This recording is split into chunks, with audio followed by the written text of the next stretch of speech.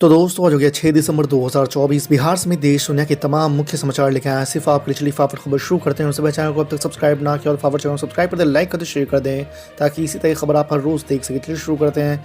पहली बड़ी खबर, असम में बीफ बैन से भड़की जेडीयू, बोली ये राज धर्म के है खिलाफ, फैसला वापस ले भाजपा सरकार। जी आपको बता दें कि असम के भारतीय जनता पार्टी सरकार के बीफ बैन के फैसले का एनडीए में विरोध शुरू हो गया है। केंद्र और बिहार में बीजेपी की सहयोगी जनता दल यूनाइटेड ने असम की हेमंत सरकार के फैसले पर आपत्ति जताई है। बिहार के सीएम नीतीश कुमार की पार्टी जेडीयू ने इसे राजधर्म के विपरीत करार देते हुए असम सरकार से फैसले को वापस लेने की मांग की है। भारतीय जनता पार्टी के देवेंद्र फडणवीस ने गुरुवार की शाम मुंबई के आजाद मैदान में तीसरी बार महाराष्ट्र के मुख्यमंत्री के रूप में शपथ ले ली है। फडणवीस के अलावा एनसीपी के अजीत पवार और शिवसेना अध्यक्ष एकनाथ शिंदे राज्य के डिप्टी सीएम बनाए गए हैं। आपको बता दें कि पिछले 2.5 सालों तक एकनाथ शिंदे राज्य के मुख्यमंत्री रहे, जबकि फडणवीस और अजीत पवार ने डिप्टी सीएम पद की जिम्मेदारी संभाली। 23 नवंबर को आए महाराष्ट्र के नतीजों में महायुति गठबंधन ने शानदार प्रदर्शन करते हुए 230 सीटें जीत ली। यूपी के मुख्यमंत्री योगी आदित्यनाथ ने विपक्षी दलों पर समाज को बांटने का आरोप लगाते हुए बृहस्पतिवार को कहा है कि अयोध्या और संभल में मुगल शासक बाबर की सेना ने जो किया और आज जो बांग्लादेश में हो रहा है उसका डीएनए एक ही है। मुख्यमंत्री ने यहां 43वें रामायण मेले का उद्घाटन करने के बाद कहा कि भगवान राम ने इस पूरे समाज को एक किया था।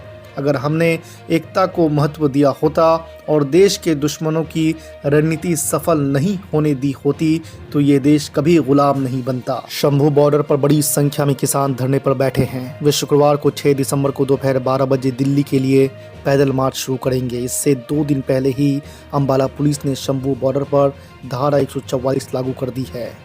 आपको बता दें कि गुरुवार को शंभू बॉर्डर पर किसानों की तेज हलचल के बीच हरियाणा पुलिस ने जेसीबी की मदद से सीमेंट से बड़े बड़े पिलरों से बैरिकेडिंग कर दी है।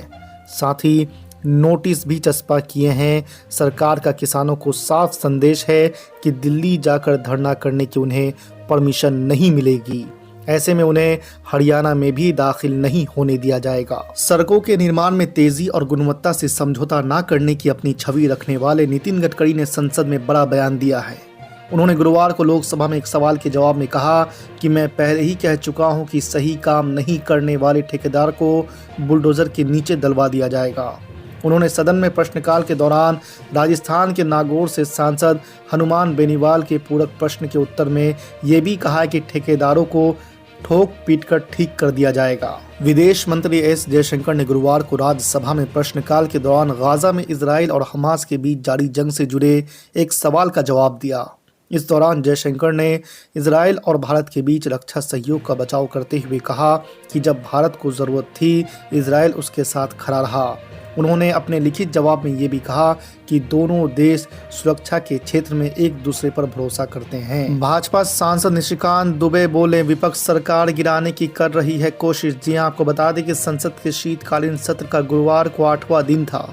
इस दौरान भाजपा सांसद निशिकांत दुबे और कांग्रेस सांसद गौरव गोगोई के बीच तीखी बहस हो गई।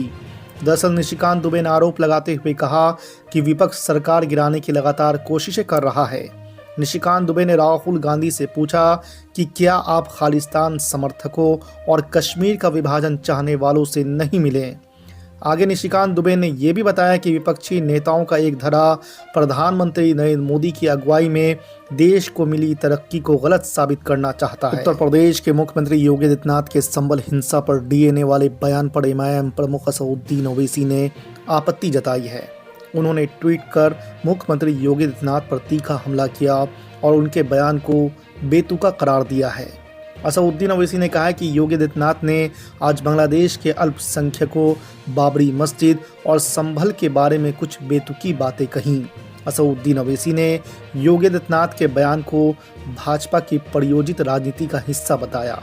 उन्होंने दावा किया है कि मस्जिदों को मंदिर में बदलने के मुद्दे भाजपा द्वारा जानबूझकर उठाए जाते हैं ताकि धार्मिक ध्रुवीकरण को बढ़ावा दिया जा सके। अंतर्राष्ट्रीय क्रिकेट परिषद में अगले साल होने वाले चैंपियन ट्रॉफी को हाइब्रिड मॉडल में आयोजित करने को लेकर आम सहमति बन गई है, जिससे भारत को अपने मैच दुबई में खेलने की अनुमति मिल जाएगी, जबकि 2027 तक कई टीम वाली प्रतियोगिताओं में इसी तरह की व्यवस्था के लिए सैद्धांतिक रूप से सहमति बन गई है।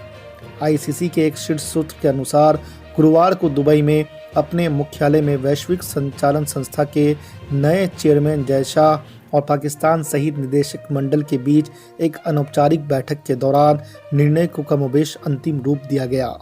सुप्रीम कोर्ट ने कथित तौर पर नौकरी देने के बदले नकदी लेने के मामले में गिरफ्तार पश्चिम बंगाल के पूर्व मंत्री पार्थ चटर्जी से बुधवार को कहा है कि पहली नज़र में आप भ्रष्ट व्यक्ति नजर आ रहे हैं।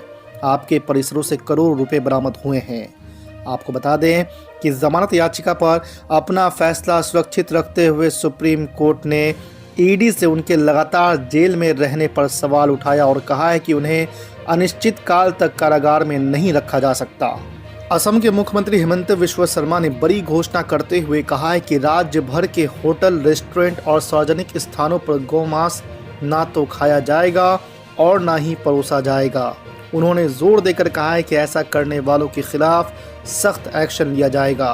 बिस्वा शर्मा के आदेश पर असम के मंत्री पीयूष हजारिका ने असम कांग्रेस को इस फैसले का स्वागत करने की सलाह दी है। उन्होंने कहा कि गौमांस मत खाओ या पाकिस्तान चले जाओ। विपक्षी गठबंधन इंडिया के कई घटक दलों के सांसद अडानी समूह से जुड़े मुद्दों को लेकर संसद परिसर में विरोध प्रदर्शन कर रहे हैं। इसको लेकर अब लोकसभा अध्यक्ष ओम बिरला ने उन्हें फटकार लगाई है। दरअसल आपको बता दें कि उन्होंने बुधवार को कहा है कि कई सदस्यों को संसद के प्रवेश द्वार को ब्लॉक नहीं करना चाहिए। ओम बिरला ने सदन में कहा कि मैंने पूर्व में भी आग्रह किया था और फिर आज आग्रह कर रहा हूं कि संसद भवन के प्रवेश द्वार पर अवरोध होने की शिकायत कई सदस्यों ने की है। झारखंड सरकार के नए मंत्रिमंडल के गठन को लेकर इंडिया गठबंधन में मंथन का दौर अभी जारी है। मंत्रिमंडल में झामुमो, कांग्रेस, राजद ने 6-4-1 फॉर्मूला को तय कर लिया है, लेकिन अब तक किसी दल ने मंत्रियों के नामों को सार्वजनिक नहीं किया है। वैसे दावा किया जा रहा है कि इंडिया गठबंधन के सबसे बड़े घटक दल झामुमो में मंत्रियों के नाम लगभग तय हो गए हैं। बिहार के मीनापुर तिरहुत स्नातक उपनिर्वाचन की तैयारी पूरी कर ली गई है। मतदान गुरुवार सुबह 8 से शाम 4 बजे तक होगा। बीडीओ संजय कुमार सिन्हा ने बताया है कि 3,795 मतदाताओं के लिए मीनापुर प्रखंड मुख्यालय में 4 मतदान केंद्र बनाए गए हैं। क्या केजरीवाल के खिलाफ पूर्व सांसद को उतारने की तैयारी में है भाजपा? जी हां, आपको बता दें कि दिल्ली के विधानसभा चुनाव में भले ही अभी कुछ महीने बाकी है, लेकिन सभी प्रमुख दलों ने अभी से ही राजनीतिक बिसात बिछानी शुरू कर दी है। इस बीच दिल्ली की सबसे हाई प्रोफाइल विधानसभा सीट्स में एक अरविंद केजरीवाल की नई दिल्ली सीट को लेकर एक बड़ी खबर सामने आई है। सूत्रों के अनुसार इस सीट से भारतीय जनता पार्टी अपने पूर्व सांसद परवेश वर्मा को केजरीवाल के खिलाफ चुनावी मैदान में उतार सकती है। राष्ट्रीय जनता दल के नेता तेजस्वी यादव ने बिहार लोक सेवा आयोग 17वीं सिविल सेवा परीक्षा एक ही दिन, एक ही पैटर्न और एक शिफ्ट में आयोजित करने की मांग की है। पूर्व डिप्टी सीएम ने आरोप लगाया कि बीपीएससी ने कोचिंग माफिया के कहने पर एग्जाम पैटर्न बदल दिया है। इससे लाखों छात्र छात्राओं के भविष्य के साथ खिलवाड़ हो रहा है। उन्होंने नीतीश सरकार पर निशाना साधते हुए कहा कि पेपर लीक पर गंभीरता से विचार करना चाहिए। कांग्रेस पार्टी के नेता राहुल गांधी को संभल यात्रा के दौरान गाजीपुर बॉर्डर पर पुलिस ने रोक लिया। उन्होंने काफी देर तक संभल जाने के लिए पुलिस से बातचीत की। तकरीबन 2 घंटे की मशक्कत करने के बाद उन्हें दिल्ली लौटना पड़ा। उनके काफिले को आगे नहीं बढ़ने दिया गया। इस पर प्रियंका गांधी ने कहा है कि राहुल गांधी नेता प्रतिपक्ष है, उनका संवैधानिक अधिकार है, उन्हें इस तरह से रोका नहीं जा सकता।